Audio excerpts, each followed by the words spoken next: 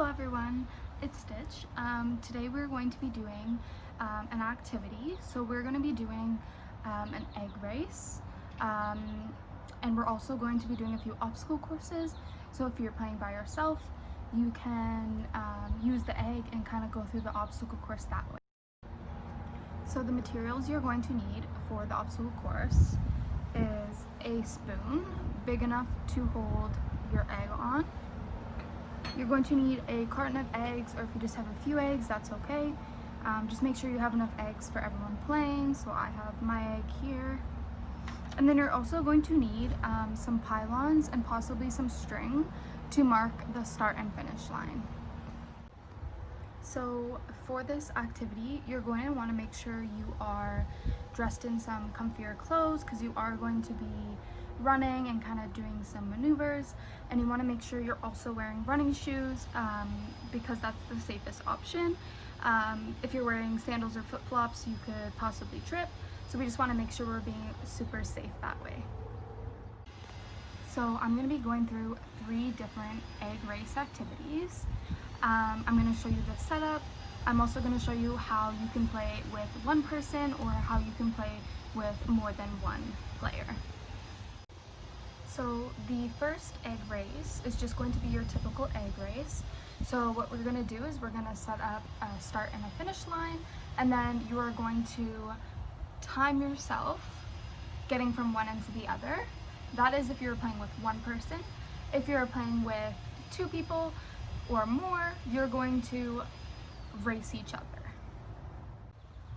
The second egg race we're going to do is going to be to put the spoon out from our mouth and then place the egg on that, and it's going to be the same setup as the first one, and it's also going to be the same instructions. It's just a little harder because you're holding the spoon and egg in your mouth. And the third and final egg race is kind of going to look like an obstacle course. So I'm going to set it up a little differently. I'm going to use a different start and finish line, and then I'm also going to set up some pylons that you kind of have to maneuver around. I have a big tree in my yard, so I'm going to use that as part of the obstacle course, so we can kind of walk around it and make it a lot harder that way. So yeah, this is going to be the final one. I'm going to get set up with the first race. I'm also going to show you the area that we are going to be using. So this is our area. I have my large tree that I was talking about, so that is going to be in our third race, and it's going to be part of the obstacle course. What you're going to have to do is go around the tree with the egg, and then I also have this huge front yard space here, and that's where we're going to be doing our races. So I'm going to start with my setup for the first race. So I have 2 pieces of string. They're pretty long, and these are for the start and finish line, and I just wanted to make them long so that if you're playing with more than one person, maybe you're playing with 3 or 4 people, there's enough room for you to all line up and not be squished. So I'm going to take one of my strings, and I'm going to set it up on the ground about right here, just straight across. Then I'm going to take my second string and put it at the finish line right across from the first one.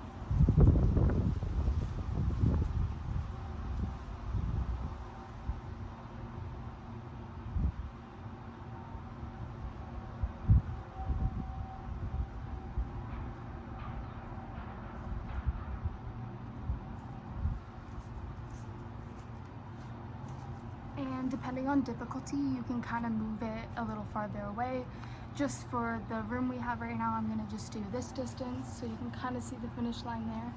It's kind of hard to see. And I'm going to go into the instructions. So the instructions are, you're going to take your spoon and make sure it's big enough to fit your egg. You're going to take 1 egg per player, make sure everyone has both these items. And then you're going to go line up at the start line, which I made down there.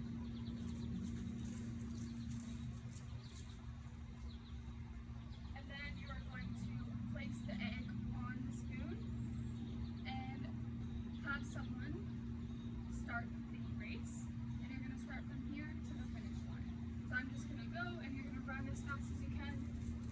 with dropping the egg.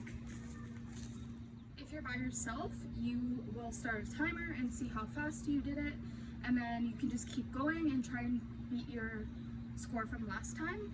If you're playing with more than one person, you can start an actual race and see who gets to the finish line first.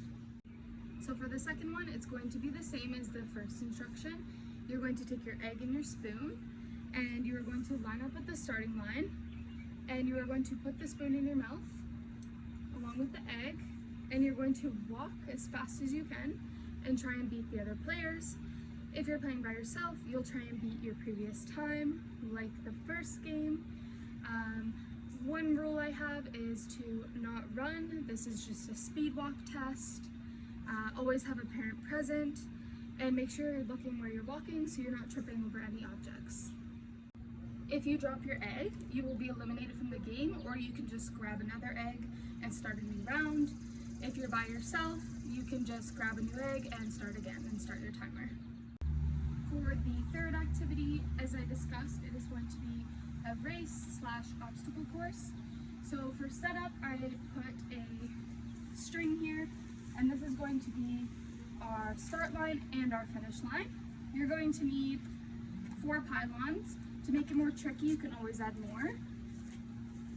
So I'm going to scatter them back and forth. And these are going to be so you have something to go around. So once the setup is complete, you will have your other 2 objects. So you'll have your spoon, then you'll have your egg. You're going to line up at the start line. And how this works is I'm going to walk straight towards the tree. I'm going to walk around the tree. And then I'm going to walk around each pylon in kind of an S shape. And then I'm going to cross the finish line. If I'm playing by myself, I will time myself and try and beat my time every time. If I'm playing with others, it will be a race. And we're going to get started. So I have my egg on and I'm ready to go. So I'm going to start whenever my timer goes off.